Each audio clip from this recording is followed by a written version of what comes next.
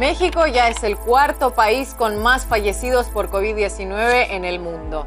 Sus autoridades sanitarias anuncian que la epidemia empieza a remitir, pero no es la primera vez que lo hacen. La alta valoración del presidente López Obrador en la gran mayoría de aspectos de su gobierno es sensiblemente menor en el caso de la atención a la pandemia.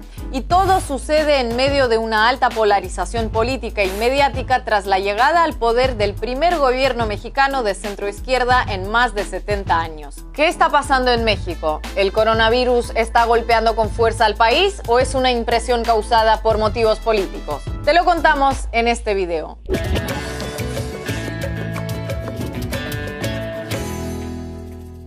La apuesta de México desde el punto de vista epidemiológico estrictamente consistió en aplicar el sistema Centinela, que se utiliza anualmente en muchos países para monitorear la gripe estacional. Funciona de manera similar a las encuestas de opinión. Para conocer quién es favorito a la presidencia, ninguna empresa de sondeos llama a todos los habitantes del país para preguntarles su preferencia electoral, lo que sin duda sería increíblemente preciso, pero también más caro y lento, sino que contacta a una parte de la población intentando que sea representativa de los diferentes ámbitos geográficos, estratos sociales, y con eso basta para obtener una idea del panorama bastante ajustada a la realidad. El sistema Centinela es similar pero aplicado a la salud. Si en tal hospital Centinela se reportan tantos casos y en otro hospital Centinela tantos otros, se deduce cómo está avanzando la infección en el país en base a esos datos parciales.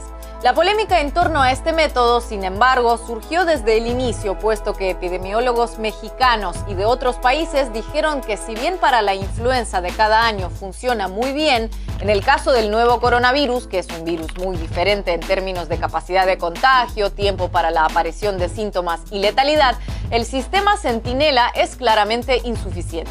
En concordancia con el método Centinela, su principal defensor, el Dr. Gatell, desde el inicio insistió en que la realización de test masivos era innecesaria e irrelevante, a pesar de que fue la estrategia que siguieron la gran mayoría de países que salieron relativamente poco tocados de la pandemia, como Alemania o Corea del Sur, por ejemplo.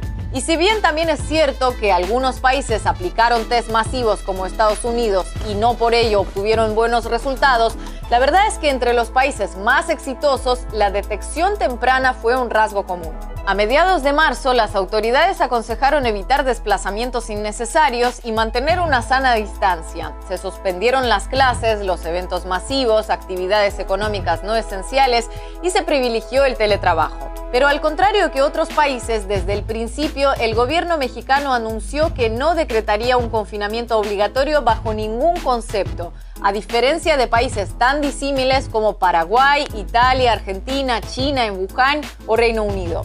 El motivo principal aducido fue la realidad social de los miles y miles de mexicanos que dependen de salir a la calle para ganarse el sustento. Una realidad bastante común en toda la región que, sin embargo, no impidió que países con un amplio sector informal como El Salvador, Venezuela o Perú, por ejemplo, adoptaran medidas de cuarentena estrictas y unos más, otros menos, atendieran esa realidad social de una u otra manera, en ocasiones con ayudas económicas. A grandes rasgos, todo lo anterior fue la apuesta del gobierno de López Obrador contra el coronavirus. Y la única manera de poder evaluar a ciencia cierta las medidas de México, como de cualquier país frente a la llegada de una epidemia desconocida, era esperar el paso del tiempo y la llegada de resultados, dos condiciones que ya se han cumplido sobradamente. Para hacernos una idea del impacto del COVID-19 en México, tomaremos los datos exclusivamente oficiales de cada país a la hora de hacer comparaciones. Y dado que comparar números de contagios entre países que hacen muchos tests, países que hacen algunos menos y países que hacen pocos distorsiona más allá de lo deseable,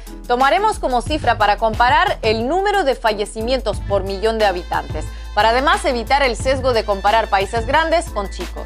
4 meses después de que se detectaran los primeros casos en el país por número de fallecidos respecto a su población, México es la quinta nación más afectada de América Latina y el Caribe y la 14ª a nivel mundial.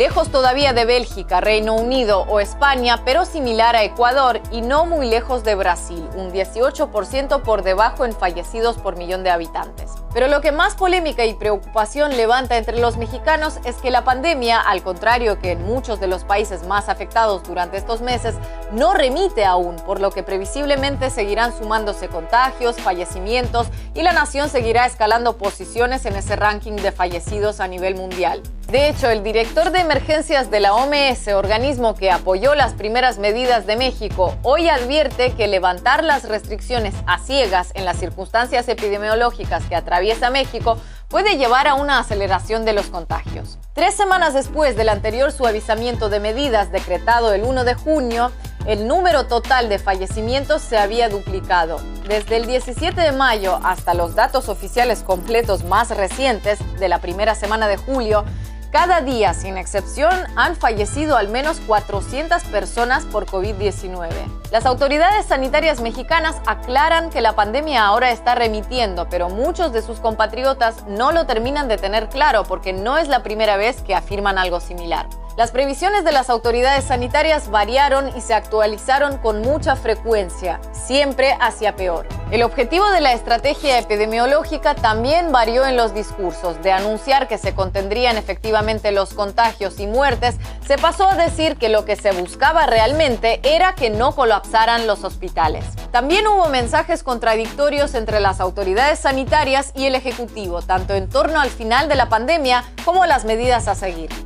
Que es el momento de enfatizar el quédate en casa, porque los contagios siguen ocurriendo y están ocurriendo a una velocidad más acelerada.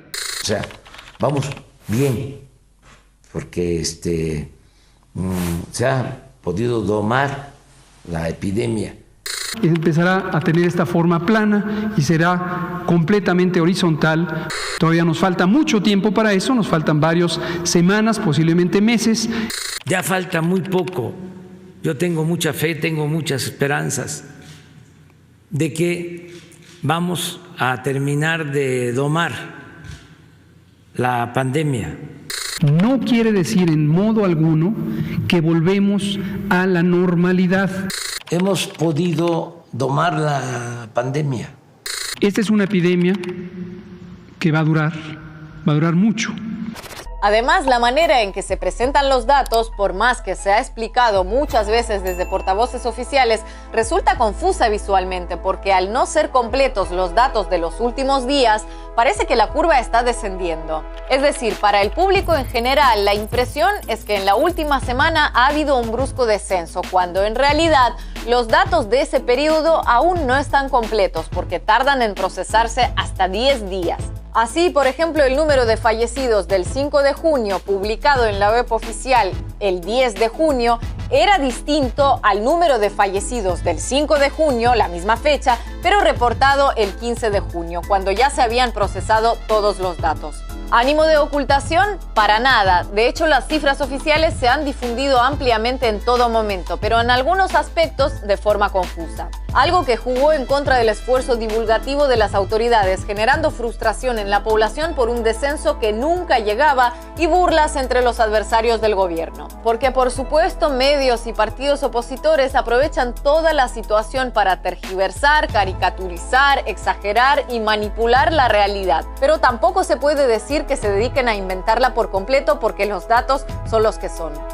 Y ese aprovechamiento, por otro lado, no es algo exclusivo de México. No ha habido país tocado por la pandemia, con gobierno del signo que sea, donde la oposición no haya criticado las medidas oficiales de una u otra manera, ya sea tildándolas de excesivas o de insuficientes. Muchos partidarios del gobierno mexicano seguirán defendiendo sus medidas aunque se superen los 70,000 muertos. Muchos opositores igual las habrían tildado de fracaso aunque no hubieran llegado a los 5,000. Unos se enfocarán en todo lo bueno y otros exclusivamente en lo malo. Esto es algo inevitable, forma parte de la realidad política de cada país y ni nosotros ni nadie puede hacer gran cosa al respecto. Pero el objetivo de este video no es confirmar a nadie en posturas inamovibles, sino analizar la situación con la cabeza fría y aportar a un debate lo más constructivo posible. Así que esperamos con los brazos abiertos sus comentarios, sus aportes, sus puntualizaciones y por supuesto también sus críticas. Y a los que vengan con insultos, acusaciones o amenazas, como diría Cantinflas, mejor ni ignorarlos.